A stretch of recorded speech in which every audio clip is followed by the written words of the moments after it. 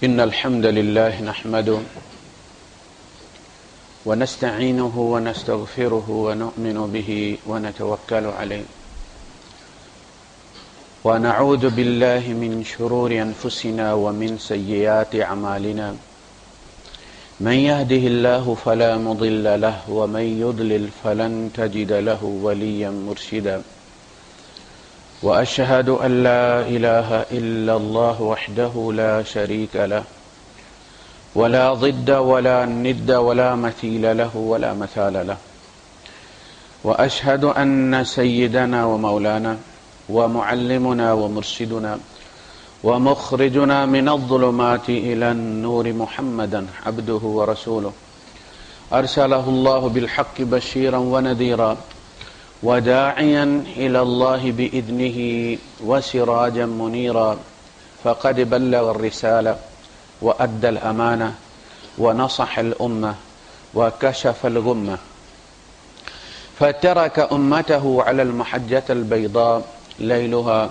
كنهارها لا يزيغ عنها إلا هالك اللهم صل وسلم وبارك عليه وعلى آله وأصحابه وأزواجه وذرياته وأهل بيته أجمعين أما بعد فأعوذ بالله السميع العليم من الشيطان الرجيم بسم الله الرحمن الرحيم وإذا أخذنا ميثاقكم ورفعنا فوقكم الطور خذوا ما آتيناكم بقوة واذكروا ما فيه لعلكم تتقون ثم توليتم من بعد ذلك فلولا فضل الله عليكم ورحمته لكنتم من الخاسرين ولقد علمتم الذين اعتدوا منكم في السبت فقلنا لهم كونوا قردة خاسئين فجعلناها نكالا لما بين يديها وما خلفها وموعظة للمتقين صدق الله العظيم رب اشرح لي صدري ويسر لي أمري واحلل عقدة من لساني يفقه قولي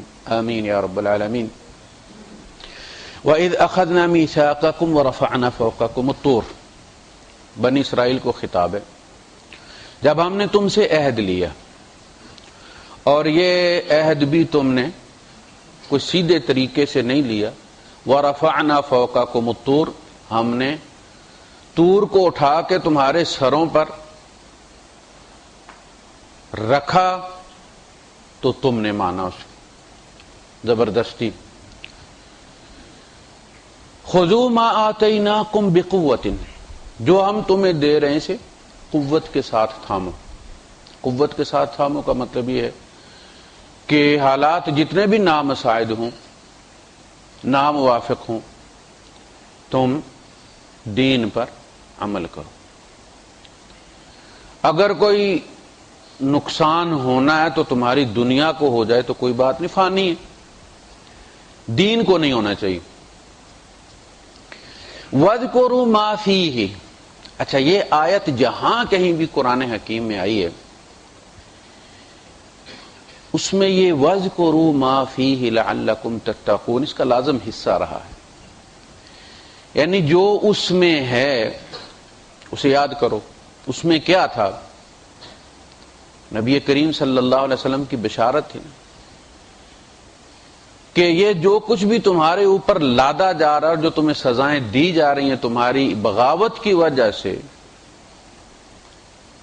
ایک نبی آئے گا جو ان کو ہٹائے گا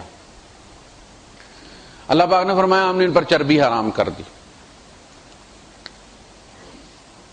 اور چربی بھی ساری حرام نہیں کی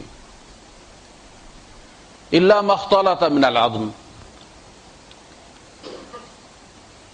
سوائے اس کے کہ جو ہڈیوں کے ساتھ لگی ہوئی ہے یا انتڑیوں کے ساتھ لگی ہوئی ہے اب چربی اکٹھی ہو گئی ہے کون خردبین سے دیکھے گا اسے کہ بھائی یہ ہڈیوں والی کون سی چربی ہے اور گوشت کے ساتھ کون سی لگی ہوئی مصیبت ہی ڈالنی ہے نا کسی کو فرمایا ذالک جزیناہم ببغیہم ہاں یہ ہم نے ان کو سزا دی اصلاً ہماری حلت اور حرمت مقصد نہیں تھا مقصد یہ تھا کہ ان کو سزا دینی ہے ذالک جزیناہم ببغیہم ہم نے یہ ان کو ان کی بغاوت کی سزا میں یہ قانون سازی کی اور جو آخری اور فائنل شریعت بننی تھی جس میں حلت اور حرمت دائمی ہونی تھی خباثت اور طیب کی بنیاد پر وہ شریعت محمدی تھی شروع سے 2500 سال بنی اسرائیل اس رسول کی بشارتیں سنتے رہے اور ایک دوسرے کو دیتے رہے. نبی یکے بعد دیگرے آتے رہے, ان سے عہد لیا جاتا رہا کہ جب بھی وہ نبی آئے گا تم اس کی مدد کرو گے, اور وہ نبی اپنی امت سے عہد لے کر جاتے تھے کہ جب بھی وہ آخری نبی آئے گا تم ان کی مدد کرو گے, نصرت کرو گے, احترام کرو گے, ان پر ایمان لاؤ گے. اسی کے انتظار میں یہ آ کے مدینے بیٹھے تھے. تو یہ سارا کچھ تو تمہاری کتابوں میں لکھا ہوا ہے. لوگ کہتے ہیں نا کہ جی وہ سارے نبی ایک جیسے ہیں, جی کسی کو فضیلت نہیں دینی چاہیے. یہ بھی آج کل ایک بخار ہے کہ سارے رسول ایک جیسے. اللہ پاک فرماتا لا نفرق بین احد منہم, ہم ان میں سے کسی میں فرق نہیں کرتے. ہم ان کی رسالت میں فرق نہیں کرتے کہ کچھ پہ ایمان لے آئیں اور کچھ پہ نہ لائیں. ہم ایمان میں تفریق نہیں کرتے, سب پر ہمارا ایمان. لیکن نفرق کا مطلب نفضل نہیں ہے کہ ہم ان میں سے کسی کو فضیلت نہیں دیتے. ایمان لانے میں ہم تفریق نہیں کرتے, لیکن آپ جس کی شریعت مانیں گے اس کو فضیلت دیں گے تو مانیں گے نا, ورنہ جمعہ بھی پڑھ لیں اور چرچ میں بھی چلے جائیں پھر سنڈے کو. کائے کو آپ دیتے ہیں فضیلت محمد رسول اللہ صلی اللہ علیہ وسلم کو؟ عجیب لوگ ہیں, نام مسلمان ہے, سوچ پتہ نہیں کہاں سے یہ انسٹال کروا لیتے ہیں. تفضیل اور چیزیں دیکھیں, اسی کی کہتے ہیں نا کہ القرآن یفسر بعضہ بعضا, قرآن اپنی تفسیر خود کرتا ہے. ایک جگہ باپ مبہم کرتا ہے, دوسری جگہ اس کی تفصیل اور تفسیر بیان کر دیتا ہے. اور 99% قرآن حکیم اپنی تفسیر خود کرتا ہے اگر ہم اس کو اس طرح سے پڑھیں, الگ ایک ایک آیت کر کے نہ پڑھیں. سورہ النساء میں آپ جائیں, 6 پارے میں سٹارٹنگ ہے, اس کی دوسری آیت شروع ہو جاتی. ان الذین کفروا, وہ لوگ جو کفر کرتے ہیں, یکفرون باللہ ورسلہ, کفر کرتے ہیں اللہ کا اور اس کے رسولوں کا. اور کیا کہتے ہیں کہ ہم کچھ پر ایمان رکھتے, وہ یفرقون بین اللہ ورسلہ, یفرقون بین اللہ ورسلہ, اور تفریق کرتے ہیں اللہ اور رسولوں کے درمیان. کس میں؟ ایمان لانے میں. کہ جی ہم اللہ پر تو ایمان رکھتے ہیں, رسول پر ایمان لانا ضروری نہیں. یہ بھی ایک آج کل وہ چل رہا ہے ٹیلنٹ.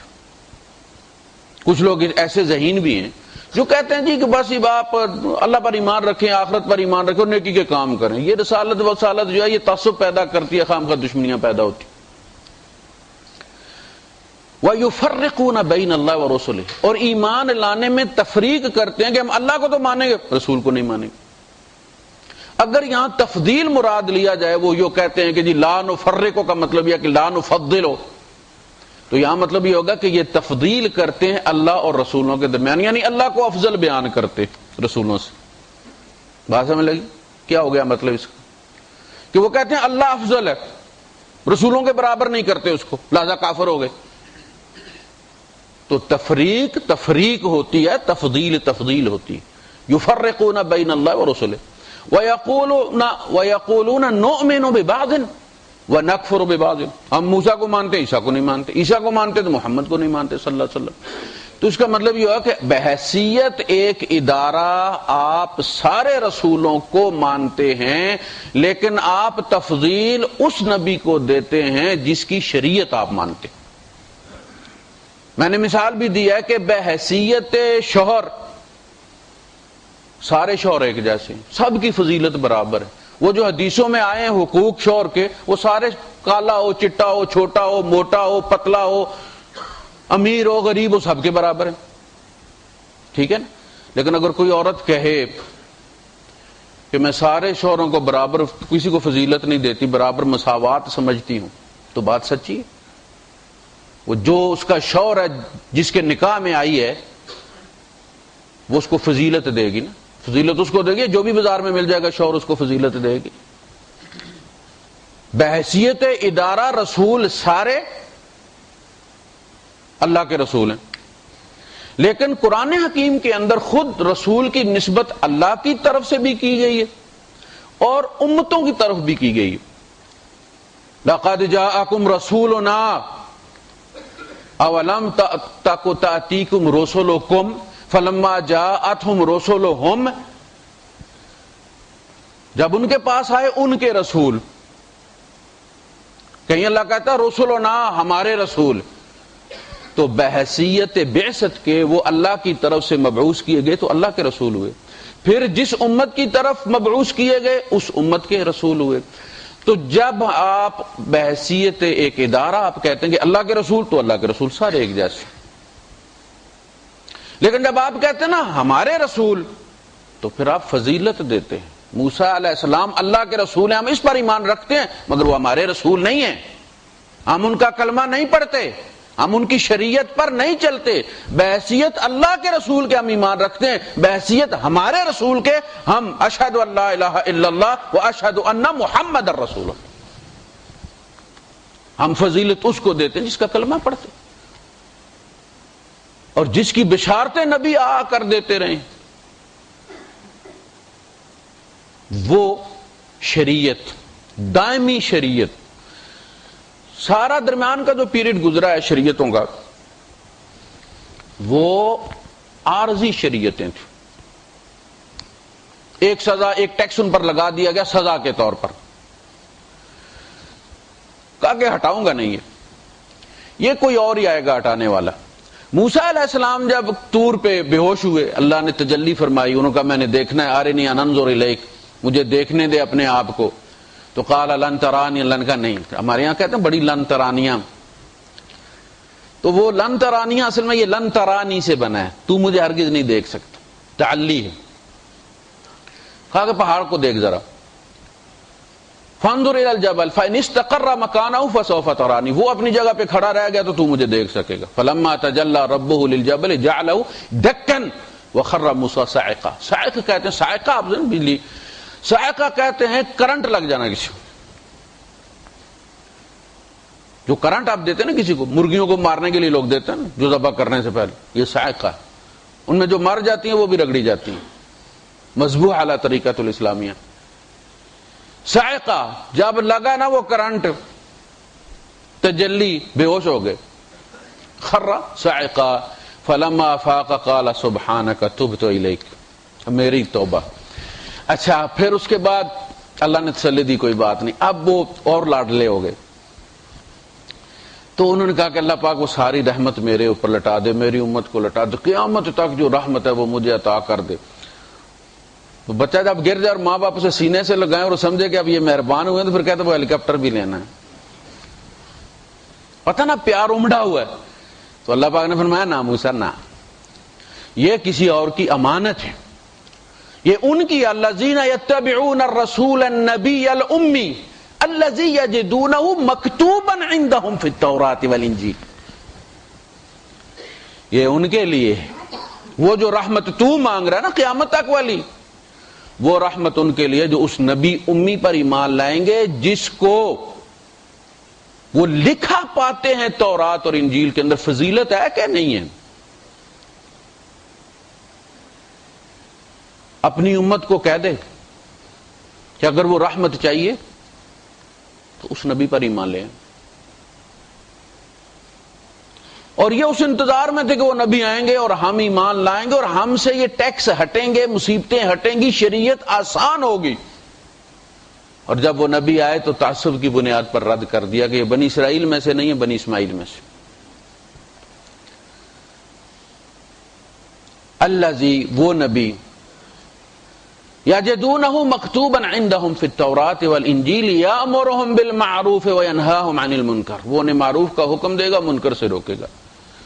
وَيُحِلُّ لَهُمُ الطَّيِّبَاتِ وَيُحَرِّمُ عَلَيْهِمُ الْخَبَائِثِ، حلال چیزیں ان پر وہ، پاک چیزیں، طیب چیزیں ان پر وہ حلال کرے گا، خبیث چیزیں حرام کرے گا۔ یعنی شریعت میں آسانی جڑی ہوئی ہے کس کے ساتھ؟ محمد رسول اللہ صلی اللہ علیہ وسلم۔ تو وہ جو لوگ فالذین آمنوا بہ، اچھا اس میں یہ کہا کہ وَيَضَعُ عَنْهُمْ إِصْرَهُمْ وَالْأَغْلَالَ الَّتِي كَانَتْ عَلَيْهِمْ، وہ نبی آ کے ان کی بیڑیاں کاٹے گا اور ان کے بوجھ ہٹائے گا۔ فالذین آمنوا بہ وعزروہ ونصروہ واتبعوا النور الذی انزل معہ اولئک هم المفلحون۔ تورات میں لکھا ہے، زبور میں لکھا، انجیل میں لکھ، ساری کتب میں نشانی، 2500 سال بنی اسرائیل ایک دوسرے کو اس نبی کی بشارت دیتے رہے ہیں، اور جب وقت آیا تو بد نصیبی ہے ان، ابھی بھی ان بیڑیوں میں جکڑے ہوئے، توق گلے میں پڑے ہوئے۔ فرمایا وَاذْكُرُوا مَا فِيهِ، یاد کرو اس میں کیا تھا، اس نبی کی بشارت ٹھیک ہے نہیں تھی، لَعَلَّكُمْ تَتَّقُونَ، تاکہ تم بچ جاؤ۔ ثُمَّ تَوَلَّيْتُم مِّن بَعْدِ ذَلِكَ، پھر تم نے اس میثاق کو توڑ دیا، پیٹھ پھیر لی تم نے اس کی طرف، اگنور کر دیا، نظر انداز کر دی۔ ثم تولیتم، تولا ہوتا ہے پیٹھ دینا کسی چیز کی طرف۔ فلولا فضل اللہ علیکم ورحمتہ، اگر اللہ کا فضل اور اس کی رحمت تم پر نہ ہوتی، لکنتم من الخاسرین، تو تم گھاٹا پانے والے ہوتے۔ یعنی کہنے کا مطلب کیا ہے کہ یہ اللہ کا فضل ہے کہ رحمت آج پھر تمہارے دروازے پر دستک دے رہی ہے محمد کی شکل میں صلی اللہ علیہ وسلم۔ وما ارسلناک الا رحمۃ للعالمین۔ بنی اسرائیل، یہ اللہ کا فضل ہے، اس کا پیار اور اس کی محبت ہے کہ تمہارے اس تمام بد عہدیوں کے باوجود آج رحمت تمہارے در پہ آ گئی ہے۔ میں مکے سے اٹھا کے مدینے لے آیا ہوں اسے۔ اگر اب بھی گھاٹا ہی تم چاہتے ہو تو یہ گھاٹا پھر دائمی ہوگا۔ اس کے بعد آسمانوں میں کوئی رحمت نہیں ہے تمہارے لیے، اب جو کچھ ہے وہ یہ نبی ہے اور یہ کتاب ہے۔ میں نے اپنے پاس کچھ نہیں رکھا۔ الیوم اکملت لکم دینکم، یہ بہت بڑی بات ہے کہ اپنے تکمیلی مراحل طے کرتے کرتے کرتے آخر شریعت فائنل سٹیج میں پہنچ گئی۔ عارضی چیز ہوتی ہے۔ فیلنگ بھی آپ دیں ڈینٹسٹ کے پاس تو جو عارضی فیلنگ ہوتی ہے اس کی کوئی ویلیو نہیں ہوتی۔ روٹ کینل کروانا نا تو وہ کرتے رہتے، 3-4 پھیرے لگواتے ہیں۔ یہ انسانیت کا روٹ کینل ہو رہا تھا۔ شریعتیں ساری عارضی تھی۔ وہ آخری شریعت جو کسی قوم اور قبیلے کے لیے، کسی علاقے کے لیے نہیں تھی، پوری دنیا کے لیے تھی، ہر نسل اور ہر رنگ کے لیے تھی۔ ہر نبی اپنی قوم کی طرف آیا، اپنی بستی کی طرف آیا۔ بیک وقت ابراہیم علیہ السلام بھی اور پار سامنے لوط علیہ السلام کی بستی بھی ہے۔ ابراہیم علیہ السلام ان کی بستی میں جا کے تبلیغ نہیں کر سکتے، وہ اپنے علاقے کے ہیں، جیسا مجسٹریٹ کے اختیارات ہوتے ہیں نا، ہر نبی اپنی بستی میں بات کر سکتا تھا۔ لوط علیہ السلام ادھر نہیں آ سکتے۔ ایسے ہی نہیں، حضرت موسیٰ علیہ السلام نے دعا کی تھی کہ ہارون کو میرا ساتھی بنائیں تبلیغ میں۔ ہارون علیہ السلام موسیٰ علیہ السلام کے ساتھ تبلیغ نہیں کر سکتے تھے جب تک کہ اللہ پاک ان کو مینشن نہ کرتا اس اجازت نامے میں۔ تو ہر رنگ ہر نسل کی طرف، جب سیدون سے، یہ جو بندرگاہ ہے جنوبی لبنان کی، یہاں سے کچھ لوگ گئے حضرت عیسیٰ علیہ السلام کے پاس ہدایت لینے کے لیے۔ انہوں نے سنا کہ کوئی بندہ بڑی اچھی باتیں کرتا ہے، تو وہ بھی مرید ہونے گئے۔ تو انہوں نے کہا کہ بھلا اپنے بچوں کی روٹی اٹھا کے کوئی کتوں کے آگے تھوڑی پھینکتا ہے؟ میں تو بنی اسرائیل کی کھوئی ہوئی بھیڑوں کی طرف بھیجا گیا ہوں، یعنی I am not entitled to preach you, to teach you. مجھے اجازت نہیں، میری جورسڈکشن جو ہے تبلیغ کی وہ بنی اسرائیل ہے، غیر بنی اسرائیل کو میں نہیں کر سکتا۔ اور ادھر فرمایا وَمَا أَرْسَلْنَاكَ إِلَّا كَافَّةً لِلنَّاسِ بَشِيرًا وَنَذِيرًا وَلَكِنَّ أَكْثَرَ النَّاسِ لَا يَعْلَمُونَ۔ لوگوں کی اکثریت اس فضیلت کو سمجھتی نہیں ہے کہ آپ ہیں کیا۔ پوری نوع انسانیت کے لیے ایک ایسا دین لے کر آیا آپ۔ اچھا، دین میں بھی عام طور پہ ہم کہتے ہیں نا کہ اسلام ایک نظام ہے۔ جب آپ ایک نظام کہہ دیتے ہیں تو نظام ہمیشہ ایک خاص مخصوص علاقے کے لیے ہوتا ہے، ان کی نفسیات کو سامنے رکھ کے بنایا جاتا ہے. وہاں جو بھی اویلیبلٹی ہوتی ہے ٹیلنٹ کی یا مادی، اس کے مطابق شریعت بنتی. اور نظام جس کو آپ کہتے ہیں اس کے اندر فلیکسیبلٹی ختم ہو جاتی. یہ بات یاد رکھیں آپ، نظام میں فلیکسیبلٹی نہیں. نظام ایک عمارت کا نام ہے. پلاٹ پہ آپ نے مسجد بنا دی، مسجد بن گئی. ہوٹل بنا دیا، ہوٹل بن گیا. آپشنز آپ کے پاس ختم ہو جاتے ہیں. اور اوپن پلاٹ جو ہوتا ہے اس کی قیمت کیوں زیادہ ہوتی ہے؟ کہ اس لیے کہ اس کے وپاری زیادہ ہوتے ہیں. وہ ہر بندے کو سوٹ کرتا ہے کہ جو تم چاہو بنا سکتے ہو یہاں پہ. اسلام ساری دنیا کے لیے آیا ہے. اسے لے جاؤ، تمہارے علاقے کے جو حالات ہیں وہاں کے مطابق نظام بنا لو. اسلام نظریہ ہے، آئیڈیا ہے. اسے لے جاؤ، تمہارے علاقے کے جو حالات ہیں ان کے مطابق تم صدر بنا لو، تم وزیر اعظم بنا لو، تم امیر المومنین بنا لو، تم شیخ بنا لو، تم ملک بنا لو، تم رئیس الدولہ بنا لو، جو چاہ بنا لو. شریعت یہ کہتی ہے کہ خدا خوف بندہ اوپر ہونا چاہیے، بس نام اس کو جو مرضی رکھ لو.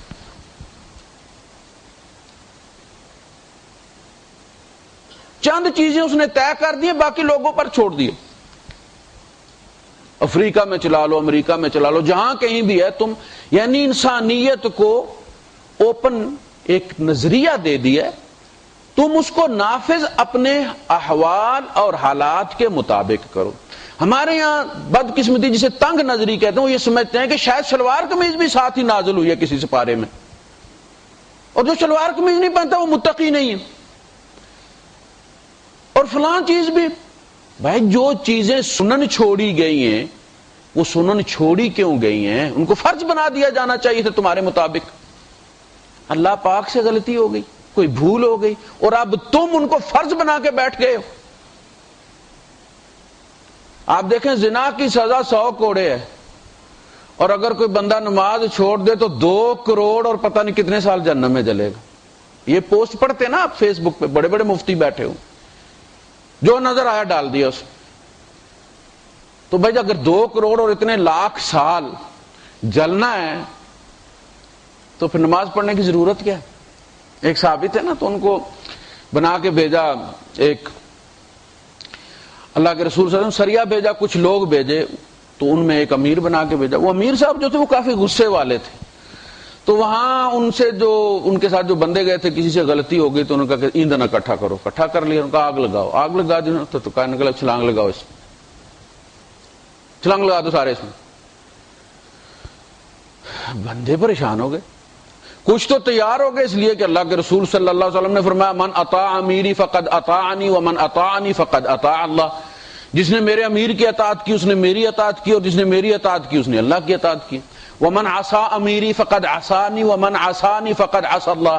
جس نے میرے امیر کی نافرمانی کی اس نے میری نافرمانی کی، اور جس نے میری نافرمانی کی اس نے اللہ کی نافرمانی کی. انہوں نے کہا جی ہم تو نافرمانی نہیں کرتے، ہم تو چھلانگ لگانے لگے. اور دوسروں کا صبر کرو، اوے ہم آگ سے ہی بچنے کے لیے تو مسلمان ہوئے تھے، اگر پھر آگ میں ہی جلنا تو مسلمان ہونے کا کیا فائدہ ہوا؟ اتنی دیر میں اسی بحث مباحثے میں ان صاحب کا غصہ بھی اتر گیا. ان کا چھوڑو رہنے تھا. اس کے بعد جب نبی کریم صلی اللہ علیہ وسلم کے پاس آئے اور یہ واقعہ بیان کیا تو آپ نے فرمایا وہ جو آگ میں چھلانگ لگانا چاہتے تھے نا، اگر چھلانگ لگا دیتے تو قیامت تک آگ میں ہی رہتے. لا طاعت لمخلوق فی معصیت الخالق. خالق کی نافرمانی میں مخلوق میں سے کسی کی بھی اطاعت نہیں. وَاذْكُرُوا مَا فِيهِ لَعَلَّكُمْ تَتَّقُونَ. دیکھو غور کرو اس میں کیا ہے، اور ایمان لاؤ اس رسول پر. ٹھیک ہے. ثُمَّ تَوَلَّيْتُم مِّن بَعْدِ ذَلِكَ فَلَوْلَا فَضْلُ اللَّهِ عَلَيْكُمْ وَرَحْمَتُهُ لَكُنتُم مِّنَ الْخَاسِرِينَ. وَلَقَدْ عَلِمْتُم، متعدی ہے فعل، وَلَقَدْ عَلِمْتُمْ الَّذِينَ اعْتَدَوْا مِنكُمْ فِي السَّبْتِ.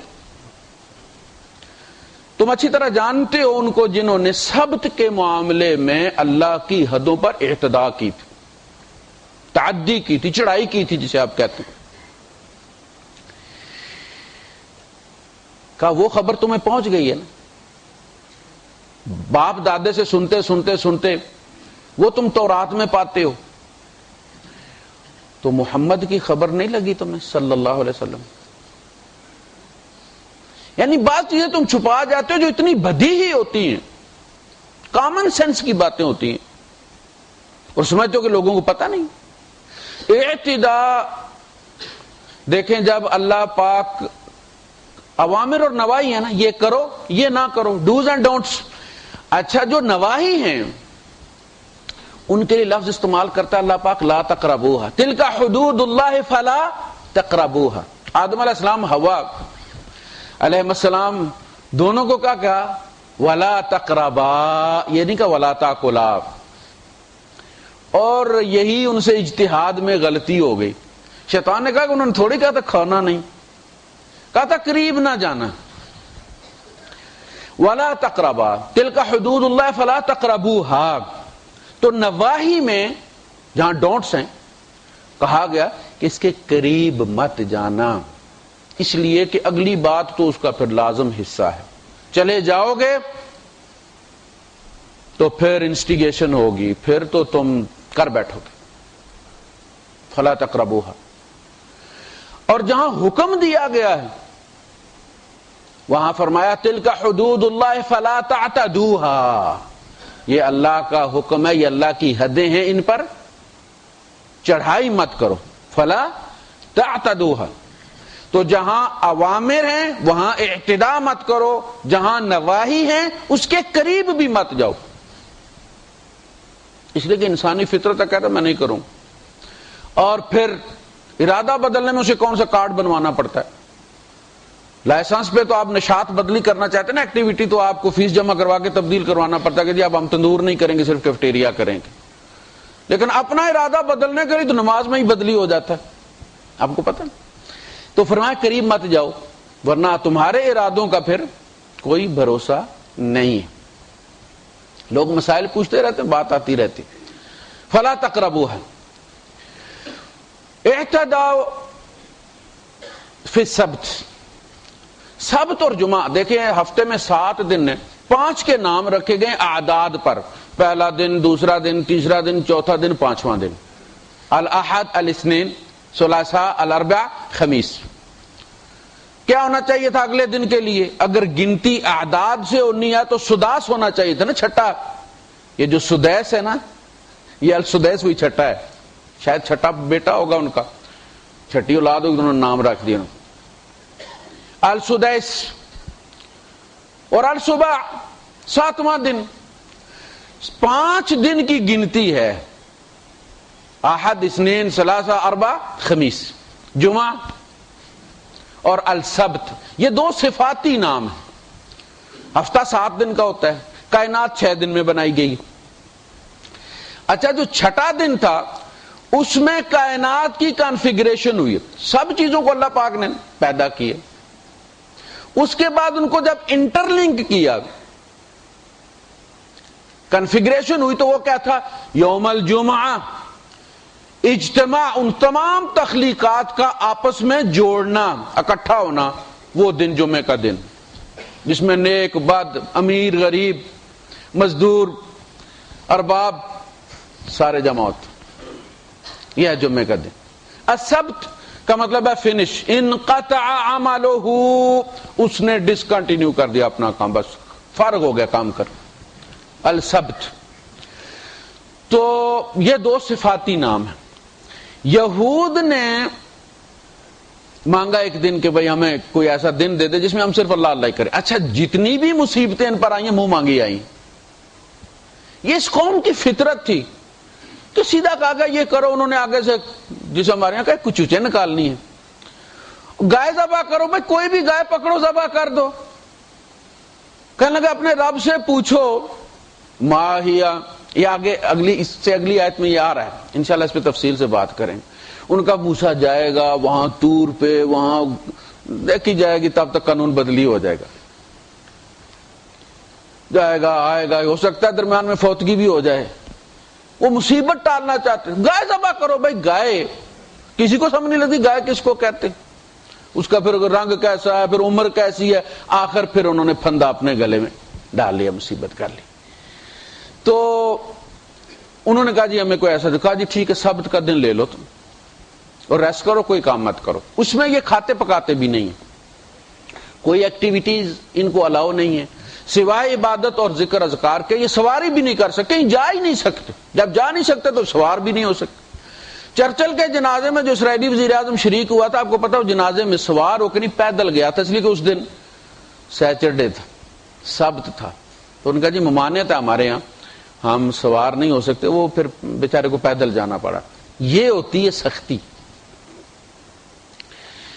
تو انہوں نے اب امتحان ہے اللہ پاک کا، اذ تاتیہم حیتانہم یوم سبتہم شرعا، ادھر پابندی لگی کچھ نہیں کرنا، ادھر سارا ہفتہ مچھلیاں پکڑی نہیں جاتی تھی، سامنے نہیں آتی تھی، پتہ چلتا تھا روزہ رکھ لیا انہوں نے، کنڈی نہیں نگلتی تھی۔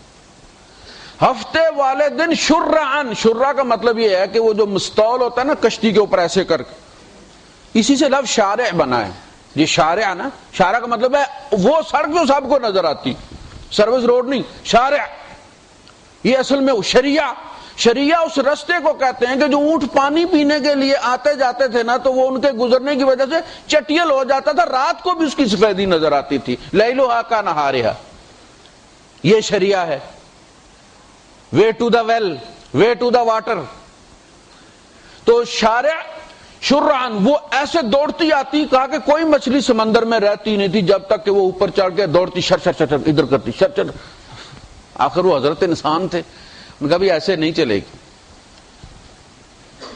وہ آپ لائن میں لگے ہو نا، لائن رکی ہوئی ہو اور لوگ ہارڈ شولڈر سے یا سافٹ شولڈر سے گاڑیاں نکل رہی ہوں، تو آپ کتنا صبر کریں گے؟ 1 2 3 4 10 کے بعد بندہ بھی اسٹیئرنگ گھما لیتا ہے، یار ان کو شرطہ نہیں پکڑے گا، مجھے پھانسی لٹکانا ہے اس نے۔ تو جنہوں نے پرہیز کیا ان میں 3 گروپ بن گئے تھے۔ تو پھر آخر انہوں نے کہا یار یہ ان کو نہیں پکڑے گا، اللہ ان کو معاف کرے گا تو ہمیں بھی معاف کر دے گا۔ تعداد بڑھتی گئی ان کی۔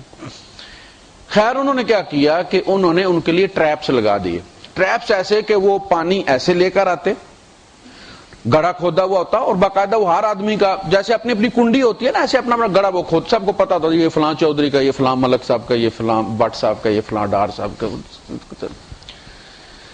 اس میں مچھلی آ تو سکتی تھی، گرتی تھی نا ایسے، واپس نہیں جا سکتی تھی۔ اچھا وہ بھر جاتا گڑھا، وہ اتوار کو آ کے شکار کر لیتے اور کہتے ہیں ہم نے تو ہفتے کو کیا ہی کچھ نہیں۔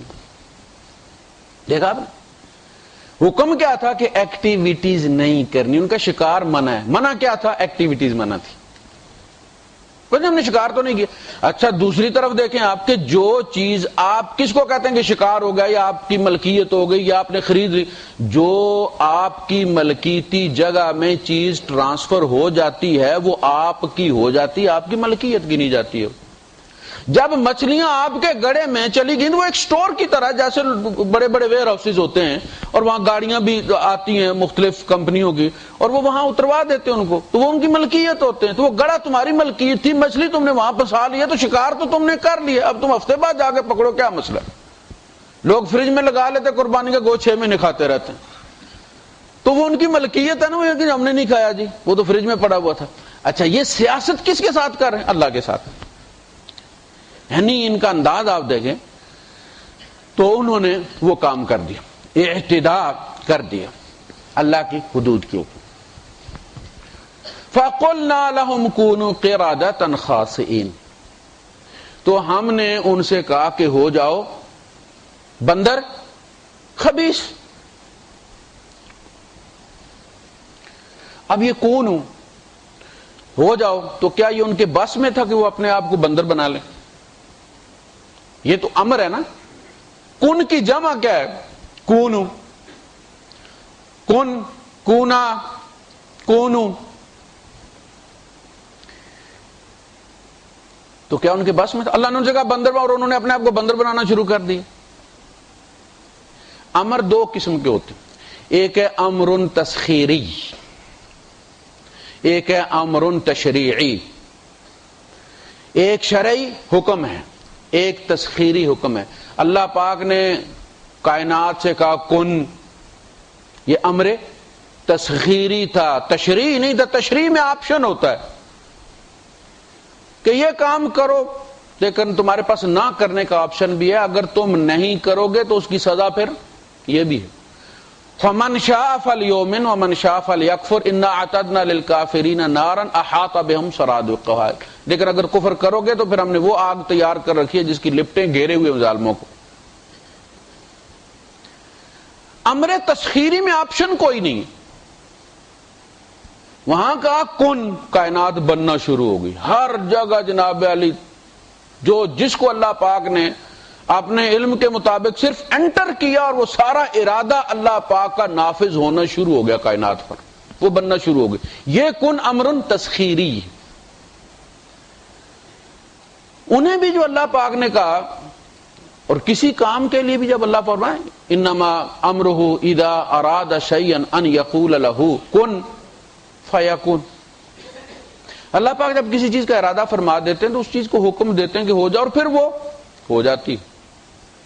اسباب ادھر کا رخ کر لیتے، آپ لاکھ موڑنے کی کوشش کریں لیکن آخر کار آپ خوش ہوتے ہیں کہ بس جی وہ میں نے روک لیا، لیکن ہوتا آخر وہی ہے جو اللہ چاہتا ہے، جس کو اس نے کن کہہ دیا۔ یہ امر تسخیری ہے، اللہ پاک نے ان سے کہا کہ بندر ہو جاؤ۔ بندر اس لیے ہو جاؤ کہ جیسے وہ ہوتا ہے نا انسپیکٹر، تو اس کی تنزلی ہو جاتی ہے کسی جرم پر، اس کو سب انسپیکٹر بنا دیا جاتا ہے، ڈی گریڈ کر دیا جاتا ہے اس کو۔ اسی طرح ان سے کہا گیا کہ یہ حیوان کی فطرت ہے کہ وہ ڈنڈے سے اس کی تادیب ہوتی ہے، بندر کو جو سکھاتے مار مار کے سکھاتے۔ تم تھے انسان، اور انسان یا انسان کا جو بچہ ہوتا ہے نا وہ بات سے سمجھتا ہے، اسے کو مت کرو بیٹا، اسے نہیں کرنا چاہیے، لا تقربوا، نہیں قریب جانا چاہیے، بات سے سمجھ جانا چاہیے۔ تم نے وہ کام کیا نہیں، تم نے حیوانوں والا کام کیا ہے، تم ڈنڈے کے ذریعے ٹھیک ہونے والی قوم ہو، لہذا اب بندر ہو جاؤ، حیوان بن جاؤ۔ تو قریب ترین جو ان کے مخلوق تھی، بگاڑ اگر آتا، مسخ ہوتے تو وہ بندر ہی تھے، تو وہ ریورس میں ہو گئے۔ اور اس میں ہوتا یہ ہے کہ ان کو جب اللہ پاک نے مسخ کیا بندروں کی شکل میں، اور یہ رات کو جب سوئے تو صبح اٹھے تو ان کو وہ اعضاء اور اعصاب کھنچے ہوئے تھے، اور وہ بندروں کی طرح لگتے تھے، عقل اندر وہی تھی، باہر کا نظام سارا وہ ایک دوسرے کو دیکھ کر رو رہے تھے، پتہ چل گیا کیا ہو گیا ہمارے سے، لیکن بعض پھر بھی نہیں آئے، ترس نہ آئے آپ کو۔ یہ نبی کریم صلی اللہ علیہ وسلم کے زمانے تک بھی باز نہیں، اور آپ بھی باز نہیں آتے۔ کہا جی بندر بن جاؤ، بندر بن گئے۔ اچھا، ان میں ہوتا یہ ہے کہ جس کو اللہ مسخ کرتا ہے، لا یاکلون ولا یشربون ولا یتناسلون، نہ وہ کھا سکتے ہیں، نہ پی سکتے ہیں، نہ نسل چلا سکتے۔ یہ 2-3 دن میں جتنی ایک کھائے پیے بغیر کو جی سکتا ہے اتنا بس وہ جیتے مر جاتے ہیں۔ پھر اس لیے یعنی اگر کھاتے پیتے رہتے تو پھر تو نسلیں چلتی رہتی نا ان کی۔ وہ جو کیمیکل چینجز ان کے اندر آتے ہیں بندر بنتے ہوئے، اس کے نتیجے میں ان کا نظام ہضم وغیرہ ہر چیز تبدیل ہو جاتی ہے۔ تو انسانی ذہن وہ کسی اور بات پہ سیٹ اپ ہے، اس کا معدہ اور اندر کا نظام وہ سارا الگ ہو گیا، بدلی ہو گیا۔ نتیجہ یہ ہوتا ہے کہ پھر ان کا وہ سسٹم کام نہیں کرتا، 2-4 دن روتے ہیں، مر جاتے ہیں۔ اس کی ایک وجہ تو یہ ہوتی ہے کہ کچھ لوگ ان کو دیکھ لیں کہ یہ نافرمانی کرنے والوں کا حشر کیا ہوتا ہے۔ نکال لما بین یدی، جو اس وقت لوگ موجود ہیں ان کے لیے تنکیل، ڈراوا، اور وما خلفہا، اور جو اس کے بعد ہیں ان کو جب بتایا جاتا کہ فلاں نے یوں کیا تو کے ساتھ فلاں ہوا، یوں ہوا۔ وموعظۃ للمتقین، اور متقین کے لیے وہ واعظ کا کام کرتا ہے وہ واقعہ۔ یعنی حضور نے فرمایا عقل مند وہ ہے جو دوسرے سے واعظ پکڑ لے، نصیحت پکڑ لے۔ یعنی اگر دوسرے کے ساتھ وہ حادثہ ہوا، انہیں دیکھا ٹائر پھٹ گیا تو وہ جا کے اپنا ٹائر بدلی کروا لے سے پہلے کہ اس کا بھی پھٹے۔ یہاں کہتے ہیں 70% جو ایکسیڈنٹس ہوتے ہیں وہ ٹائر پرانے ہونے کی وجہ سے ہوتے ہیں. سپیڈ آپ اتنی مارتے ہیں, سڑکیں ماشاءاللہ اتنی ملائم ہیں, پتہ چلتا ہے میدے پہ چل رہے ہیں آپ, تو ٹائر آپ نے رکھا ہوا ہے 5-7 سال پرانا, اور کہتے ہیں جب تک وہ خود شیشہ بجا کے نہیں کہے گا بدلی کر یار, تو ہم نے نہیں بدلی ہونا, یا پھر پھٹ جائے. تو وہ کہتے ہیں کہ خدا کے لیے 200-250 کے لیے 400 کے لیے آپ اپنی جان, اپنے بچوں کی جان خطرے میں مت ڈالیں. تو اس طرح سے جو دوسروں سے عبرت لے لیتا ہے, آپ گئے اسپتال, دیکھا کہ جناب جوان بچہ, خوبصورت بچہ, لیکن ویل چیئر پہ, اور ادھر بھی نالی لگی ہوئی ہے پیشاب والی, اور ادھر دوسری لگی ہوئی ہے. بھائی کیا ہوا جی؟ ایکسیڈنٹ ہو گیا, سپیڈ مار رہے تھے. تو پھر کیا کرنا چاہیے؟ عقل مند آدمی یہ کرتا ہے کہ وہ اس کرسی پہ نہ بیٹھے. اسی دن عبرت آنی ہے جس دن خود دوسری کرسی پہ بیٹھنا ہے. عقل مند وہ ہے جو دوسروں سے نصیحت پکڑ لے اس سے پہلے کہ وہ واقعہ اس پر گزرے. موعظۃ للمتقین. اچھا, دوسرا ہوتا یہ کہ اگر ان کی نسل چلے گی تو باندر ہی ہوں گے نا وہ. اگر ان کی نسل چلے گی, میاں بھی بندر ہو گیا, بیوی بندریا ہو گئی, جو جنیں گے وہ بھی تو بندر ہی ہوگا نا. وَلَا تَزِرُ وَازِرَةٌ وِزْرَ أُخْرَىٰ. اللہ پاک ان کے جرم کی سزا ان کی اولاد کو نہیں دینا چاہتا. لہذا لا يتناسلون, ان کی نسل نہیں چلتی. وَإِذْ قَالَ مُوسَىٰ لِقَوْمِهِ إِنَّ اللَّهَ يَأْمُرُكُمْ أَن تَذْبَحُوا بَقَرَةً. اور جب موسیٰ علیہ السلام نے اپنی قوم سے کہا کہ اللہ پاک تمہیں یہ حکم دیتا ہے کہ گائے ذبح کرو. اچھا, یہ حکم جو دینا ہے, دیکھیں اللہ پاک نے حکمت نہیں بتائی, اس کی علت نہیں بتائی کہ گائے کیوں ذبح کرو. اور ہمارے یہاں ہوتا تھا کہ ماسٹر صاحب کہتے تھے, یا والد بھی کہتا ہے, وہ پتر ذرا جوتی پکڑانا, تو وہ جب جوتی پکڑاتا تھا تو وہ اسی کی پٹائی شروع ہو جاتی تھی. اچھی تابع داری ہے بھائی, میرے ہی ہاتھ سے منگوا کے میری پٹائی ہو رہی ہے.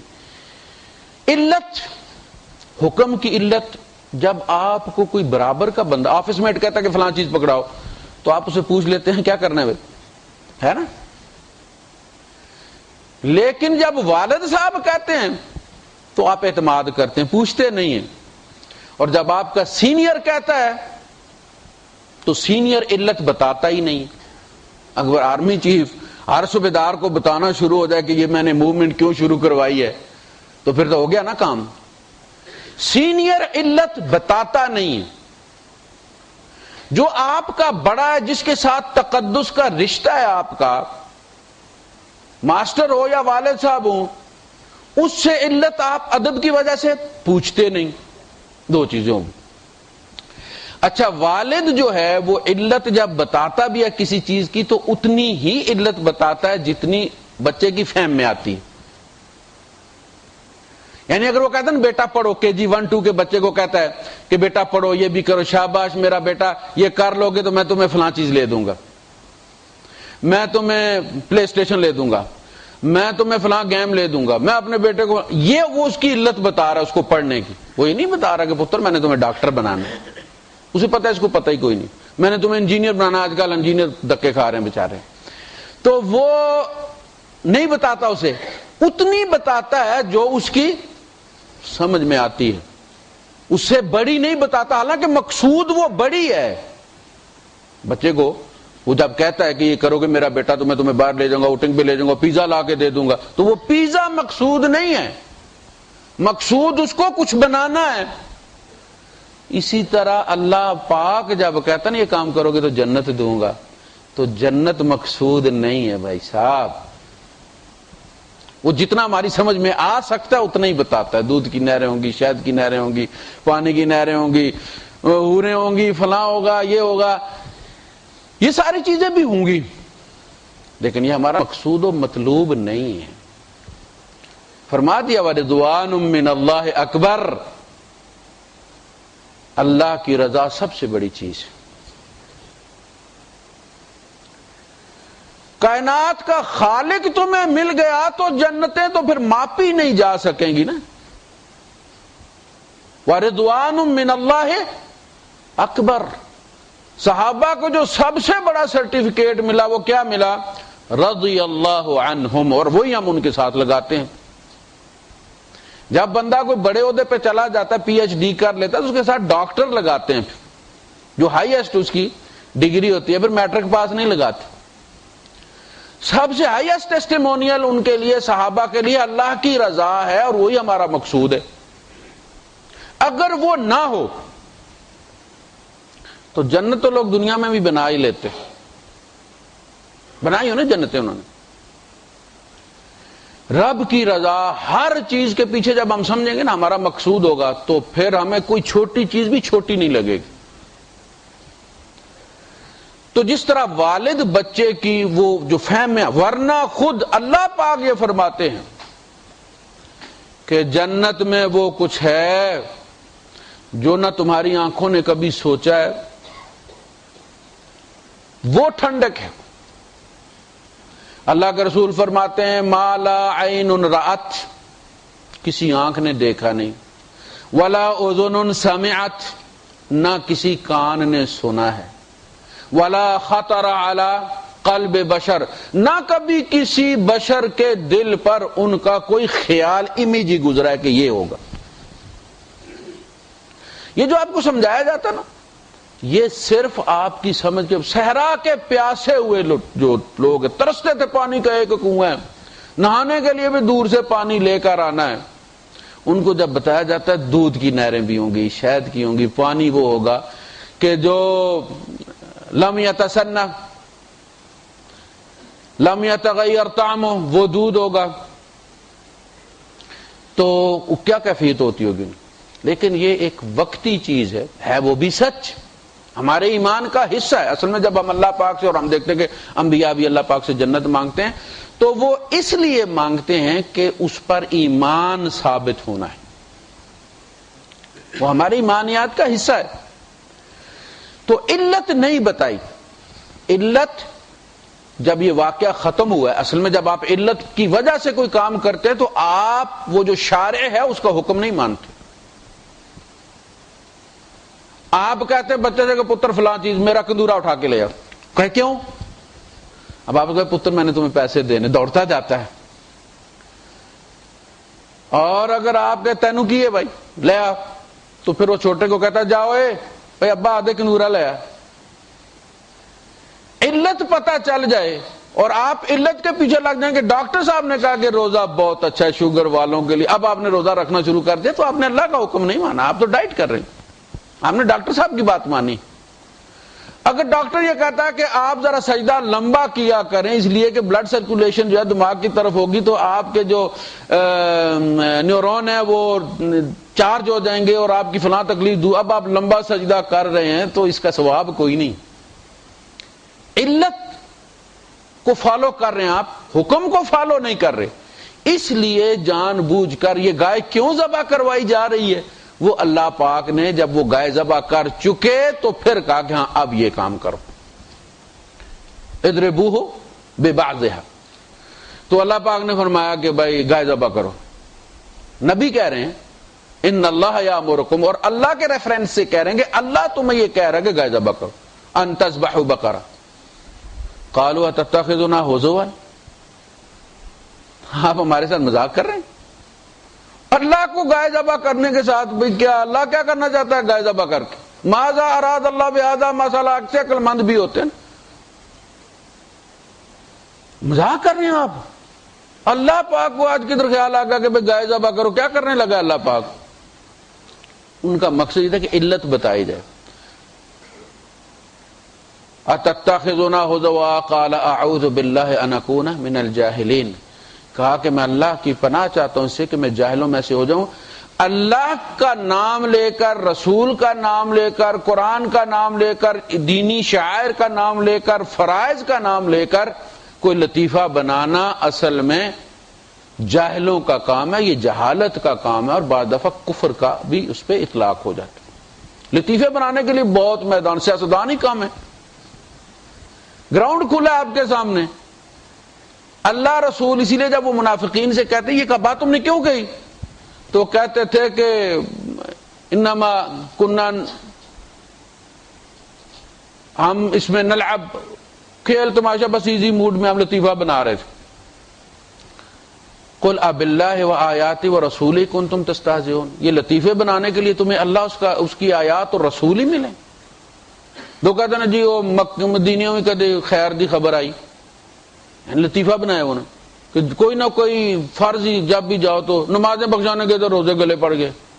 یہ ساری چیزیں یہ اس کو بہت ایزی مت لیں آپ. اللہ پاک نے فرمایا کہ لا تعتذروا قد کفرتم بعد ایمانکم، تم اپنے ایمان کے بعد کفر کر چکے، اب عذر پیش مت کرو. وہ کہا ہم نے نہیں کہا. تو انہوں نے کہا کہ اعوذ باللہ نکون من الجاہلین. اب انہوں نے کہا قالوا ادع لنا ربک، یہ بنی اسرائیل ہیں، یہ بنی اسرائیل ہیں. لوگ کہتے ہیں نا جی مسلمان امت فلاں ہو گئی ہے، بڑا زوال آ گیا ہے، ہم اپنے نبی کے لیے باعث شرمندگی ہیں، ہم کلنک کا ٹیکا ہیں. ساری باتیں اپنی جگہ پہ صحیح ہیں، ہمارا کردار اس قابل نہیں ہے کہ ہمارے نبی شاید امتوں میں فخر کر سکیں، لیکن بھائی ہمارا حال بنی اسرائیل جیسا بھی نہیں ہے. اللہ معاف کرے، انہوں نے تو نبیوں کو قتل کر کے سینہ ٹھونک کے کہا کہ انا قتلنا المسیح عیسی ابن مریم رسول اللہ. حضور فرماتے ہیں انہوں نے 500 نبی جو ہے وہ شہید کیے. رسول موجود اور کیا کہہ رہے ہیں؟ ادعو لنا ربک، ربا نہ نہیں، اپنے رب کو، تو ہمارا نہیں ہے. آپ نے یہ دیکھا یہ کیا ہے؟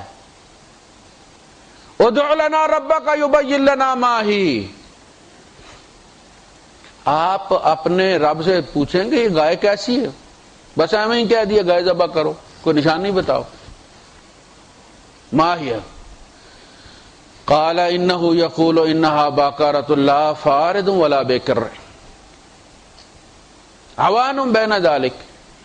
ان کا کہ نہ تو وہ کنواری ہے نہ بوڑھی ہے، درمیان کی کیفیت میں ہے. ففعلوا ما تؤمرون، انہوں نے سگنل جس کہتا نا بلائی میں کہتے کر دو بھائی.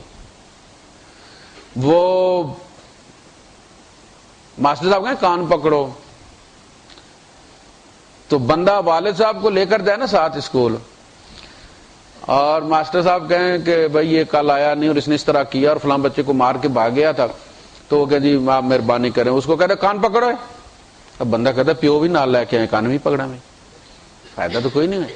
تو وہ باپ کی طرف دیکھتا ہے کہ بھائی یہی کام کروانا سی تو میں تیرے بغیر بھی کر لینا ہے.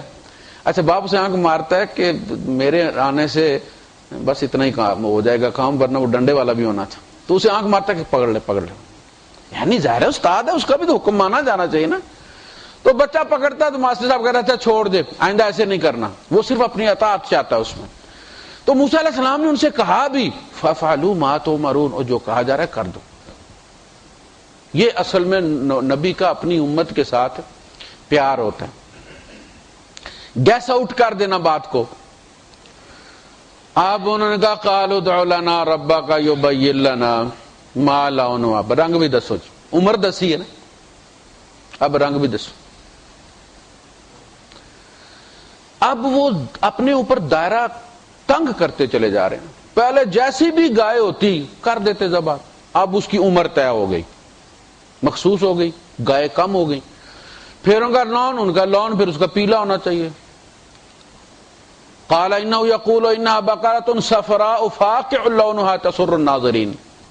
اس کا رنگ ایسا ہے کہ جو پیلا، اور پیلا بھی وہ ہے جو نظروں کو اچھا لگتا ہے. تسر الناظرین، دیکھنے والوں کو بھاتا ہے. بعض پیلے وہ ہوتے ہیں جو آنکھوں کو اچھے نہیں لگتے. اب پھر وہ ان کا بھی یہ بھی مسئلہ حل ہو گیا.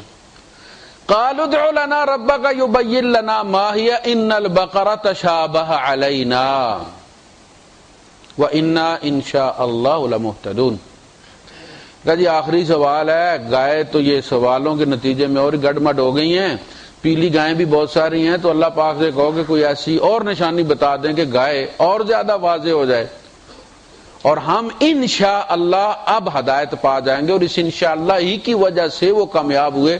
اگر یہ انشاءاللہ نہ کہتے تو پھر انہوں نے ماننا کوئی نہیں تھا.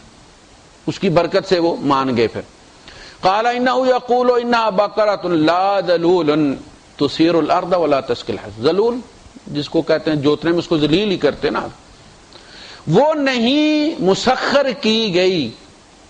اس پہ وہ جو جوٹ ہوتا ہے نا جو اس کے اوپر آپ رکھتے ہیں، پنجالی جسے آپ کہتے ہیں، وہ نہیں رکھی گئی اس پر. وہ اصل میں ذلت کی نشانی ہوتی. لا ذلول تثیر الارض، نہ زمین کو پھاڑنے میں ولا تسقي الحرث، نہ پانی پلانے میں کھیتی کو، یعنی نہ کنویں پہ جوتی گئی ہے نہ ہل میں جوتی گئی ہے۔ مسلمۃ لا شیء فیہا، اس کے کندھے پر، اس کی گردن پر کوئی نشان جھوٹ کا نہیں پڑا ہے۔ وآخر دعوانا الحمدللہ رب العالمین۔